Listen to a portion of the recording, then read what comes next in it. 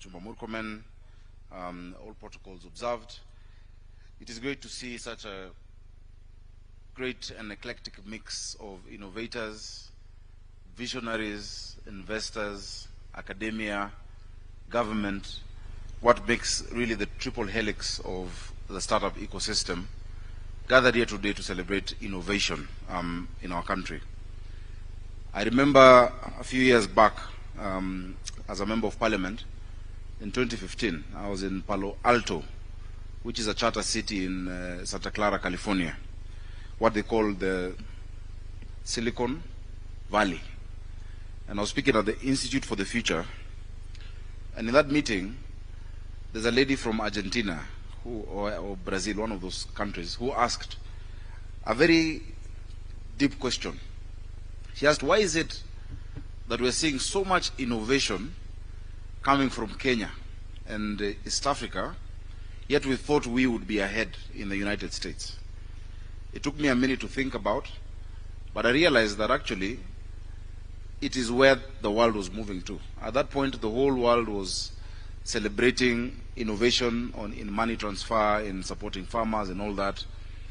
And I was able to tell her, look, the world, of course, a global village driven by technology and innovation. The same tools the young people have in San Francisco or in Italy are the same tools that young people, have or, is available to our young people in Kenya and in Africa, but the need is different. And necessity is the mother of invention. And so I explained that while they may be innovating for now luxury issues, because they've sorted a lot of their basic things, so shopping lines and apps, what we're innovating for in Africa and in Kenya is to connect families. It is, sending money to your grandmother. It is water solutions. And that is why there's more meaningful innovation coming out of the continent. The potential is great in Kenya. The potential is great in Africa. Your Excellency, in 1950, the population of Europe was 22% of the world, and that of Africa was 7%. In 2050, which is just 25 years from now, after the end of this year, Africa will have 25% of the global population. 1 out of 4 people will be in Africa, and they'll be in cities. And the population of Europe will be 7%. What does that tell us? We have an extraordinary opportunity to get right what they didn't get right, but also to use the new generation, the young people. Our median age is 19, Your Excellency. We have grappled with how to sort out issues. We've had unemployment, disillusionment. I dare say that the biggest challenge to our security is not terrorism or Al-Shabaab. It is millions of young, disillusioned, disengaged young people with ideas, but nowhere to take those ideas, and they're jobless out there.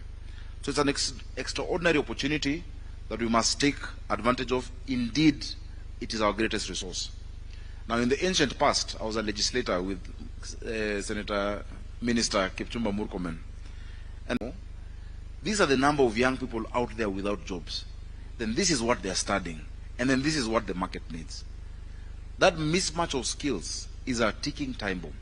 In many respects, all we're doing in our schools is postponing unemployment of young people by 4, by 5 years, if you don't match it with what the market needs. But secondly, Your Excellency, the one which I'm proud of by half was the startup bill. I'm proud of it by half because we didn't conclude it. We started it, there was immense public participation. We involved the tech ecosystem locally and internationally. We benchmarked with countries that have done it before. We called the biggest startups we had at that time in Kenya, the Cellulants, the Twiggers, those that are about to become unicorns, and asked them, if you're to start again, what kind of support would you require from government to help you scale? We had to define what we call a startup, because if I just start frying eggs out here, it's not a startup. But we had to define it as rapidly scalable, tech-driven, technology-driven businesses that have the ability to capture a large, a big base of employment. It passed in the Senate that time. We really wanted to de-risk investors, these venture capitalists, and many keep streaming. Your Excellency, the other time we were with Kaufman Fellows.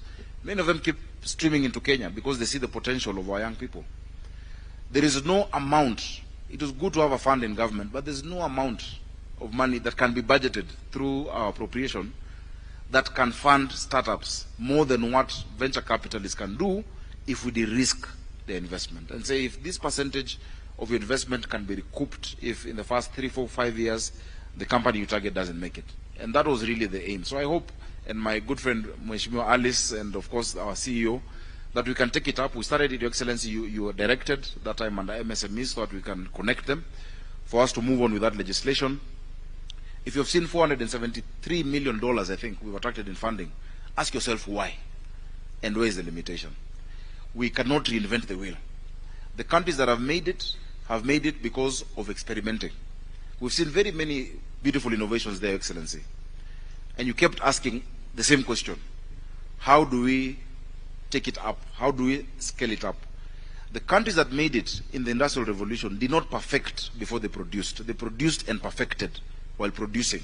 We must move all these ideas into production and have practical experience as we fix the wings as we fly, Your Excellency.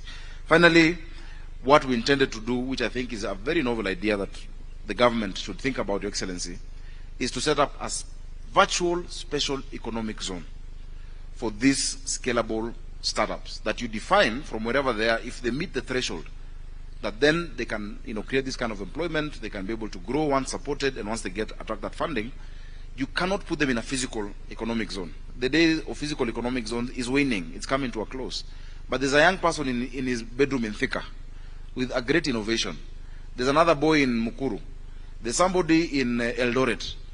A virtual SEZ, Your Excellency, will rapidly change this ecosystem for the benefit of technology. So just allow me to congratulate Waziri Murkomen and the team in the ministry. We're very happy.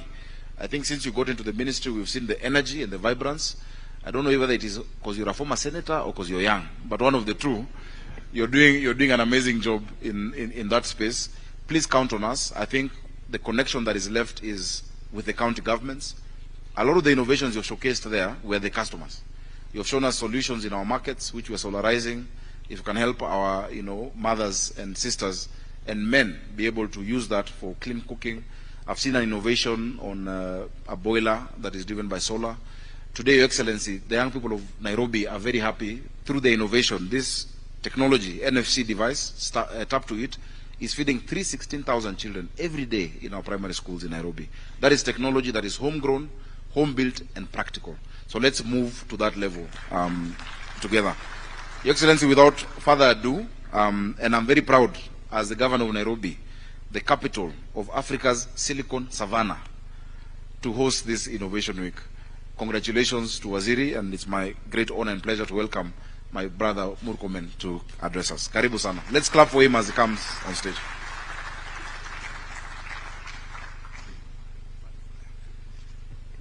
Your Excellency.